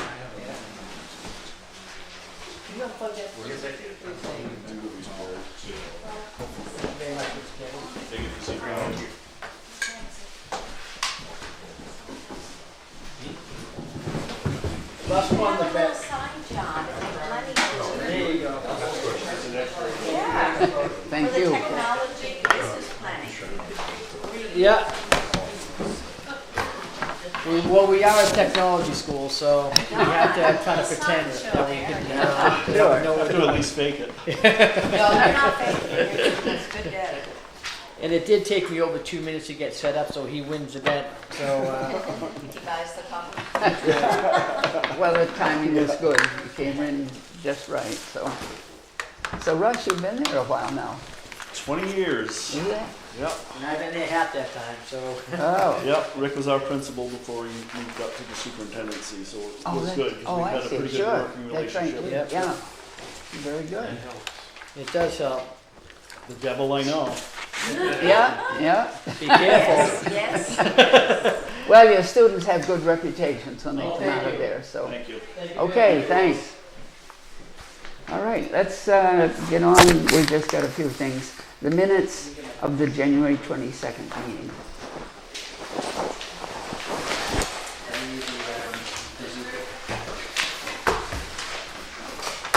I move to, Accept. accept. Yes, thank you. Oh, I just lost that for a second. Big word, you know. Big word, yes. I make a move to accept the minutes as written for the January 22nd, 2018 Finance Committee meeting. Okay, is there a second? Okay, seconded. Any discussion? All in favor? Aye. Oppose, abstain? Abstain, I wasn't here. 2 abstentions. Okay.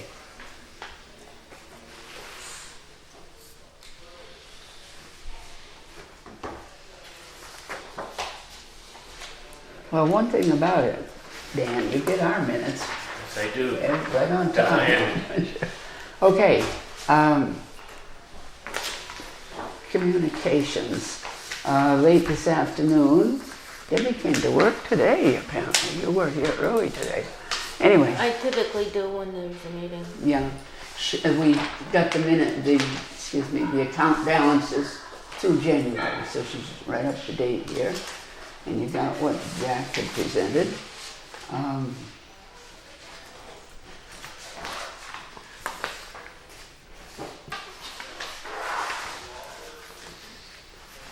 That's it for the communications. Okay, meetings attended representing Finance Committee. Has the, As the public safety, there's been no communications whatsoever. We're still waiting to hear. I have not heard anything of the final results of the title issue as of yet, oh my God. unless you have Oh, heard. no, I was talking to an individual that's still trying to track down any kind of information on that piece of property. They're having a hard time trying to locate it, although I did find some information for him on one of my old handwritten documents that he was able to get some information off of it. I don't know how, because there's nothing. Yeah. Maybe we'll have to go back to the Indian deeds. Takes a long time with one that took like Yeah. 14 months. Yeah. By the time they just began to look the records, so it's a long haul. Okay, And the other, there's been no meetings or communications on the town governance committee, and that's basically it. that was on the agenda for the select board meeting on a Thursday, but that was canceled because of a storm, and I didn't see it on the next agenda. Okay, Tony? Well, we did have a meeting last week. We discussed, well, first of all, This we're at was full CPC committee. CPC, yeah. We're at full strength now. We finally got a representative from the rec commission, so we're at full strength. That's Bob Henry, isn't it? Yeah, Bob Henry. Yeah. And we got 3 proposals to look at. We had them come in, talk to us. 1 small and 2 large. One of them is about the electrical. Yeah, one of Isn't them was about town building committee, I think. Steve Sendiski was talking about that, and Jack was there with him. Yeah. And basically, it's the proposal was southwest corner of the building. You have all these wires Yeah. going up the side. Right outside your office. I guess that wasn't included in this whole wiring proposal, it was inside the building. Oh, yeah, and this is outside. And this They're is talking about going outside. underground with They're these. talking about putting a pole in, going underground. Now, who came in with this? I'm sorry. The town hall building committee was. Because I thought that was going to be part of the next phase. They were talking about that. Is putting a pole over on the other side, taking it off the building, going underground. It is, but I think they're trying to get some I'll money. try some money. Yeah. Well, I think, if we don't fund it, The town. the town's they're gonna put a warrant article on it. I mean, they wanna get it done this summer. The problem with that is that considered maintenance? I know, That- it wouldn't be maintenance. That you would be restoring the, Historic, that's what's. Yeah, but were those, well, someone could say that those wires were on there from when the building was built, and that becomes part of Historical. historic. well. Right? I guess we That's have part to of look their and see if we. decision. I know, but That's basically you ours. have to be careful, because it has to do with maintenance and stuff in the building, you Yeah, can't do that. I'm gonna be in touch with people in Boston. You get it? You See what yeah. see what that Sure. is. But I'd like to see if I can find some old pictures of the town hall, basically, to see if in fact it was there at one time. But it's been added on, it certainly has been added on to as Oh, yeah. as time has gone on. So I will be talking about that to the people in Okay, Boston. and you'll have to make decisions on which ones you're going to We recommend. got for to meet on the 15th to make decisions on that. Also was a very large proposal for basically playground equipment for the elementary school. I see, yeah. Playground equipment. PTO is working hard for that, yeah. And there's, we don't have enough money to fund all of this stuff, so we're gonna have to make some decisions. Yeah, Then there's another small, a plaque for the, what is now the Boy Scout building, which was fire the station. fire station of, in town. Yeah. So putting a plaque on that, people with this sort of, that's obviously the smallest of the three. Yeah, well, they want just a plaque on there saying that it was a, Basically a plaque, and it won't be Fire. bronze one, it would be anodized aluminum, I guess. It's a little company, they have a bid from, oh, so, they want to put that on there. We did ask some questions about, well, there were some questions about the, integrity of the building. oh, yeah. Because, I mean, we put some money, now we put some money into repairs on that building. And had painting them. Well, and they put a new roof on it also, and, there was a couple of things that they wanted to do with that. One And was can you the believe foundation. that housed 2 fire trucks at one time, side by side? Of course, they were a lot smaller back in those days. And, We Like horses. had drawn by I find horses. it like horses. and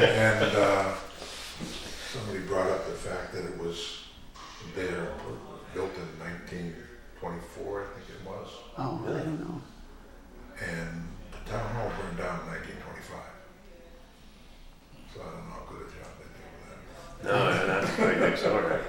I was trying to get to the fire station, not the location. Oh, I think we need to. Anyway, so we have those three, we would be voting on those. And one of those, well, I don't know if it was the first, but one fire truck that was housed in there, the fire department guys raised money themselves and rehabbed it and have had it on display around. It's a Buffalo. Is it still in I'm not sure where it's stored, but yeah. A few years ago when they had a big outing down at the Mountain Project, they had it on display. Yeah, I didn't know that, so. yeah. Might ask where the Buffalo is. Where the Buffalo is, okay. It was Buffalo fire truck, yeah. Okay, I'll do that.